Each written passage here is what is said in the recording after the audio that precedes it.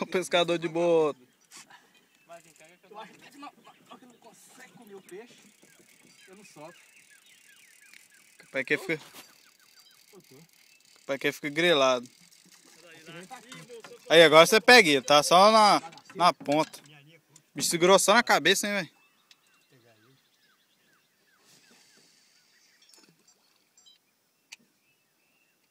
É o menor farra, né? Vai, ó, grudou já. Ó, o pegador de boto. Ó, O pescador de boto.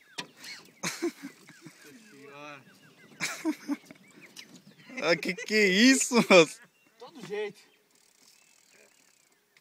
Tá pego? Sei não. Sei não. Aí é doido, menino. Ah, soltou já? Mas como é que não solta? Acabou as piranhas. Não, tem mais um aqui. Olha o boto que eu tinha de sua cara lá.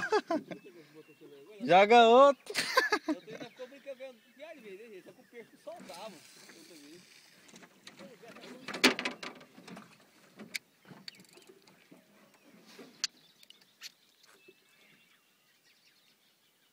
Já pegou já. Ó. Ó, ó. Aprende.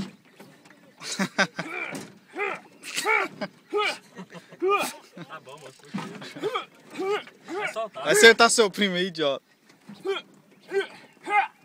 Tá bom, moço. Esse anzol vai voar na sua cara aí, velho. Aí, arrastando nós. Soltou.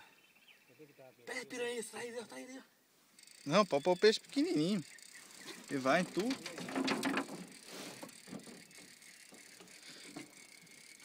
Esse de piranha lá não? Aí, olha aí, já.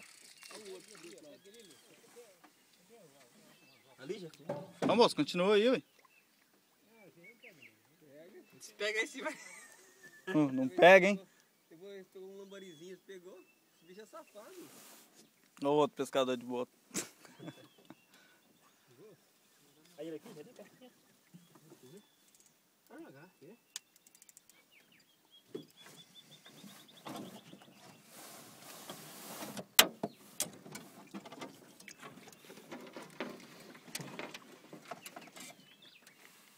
Ó. Vai, vai, vai, vai.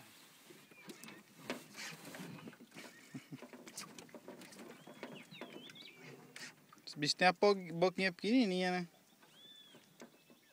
Aí, rapaz, arrastamos nós feio. Pega o boto, Jefinho. Puta. Foi não? Vai vir do canoa. Ó, nossa, vai atacar na canoa. Meu Deus do céu, segura o bicho. Ficou nervoso. Ah, o bicho é veaco demais, velho. Acho que é belisca no lugar certinho. Corta no meio, corta no meio. Dele não quis. Toda vez é assim. Vai, eu vou pegar.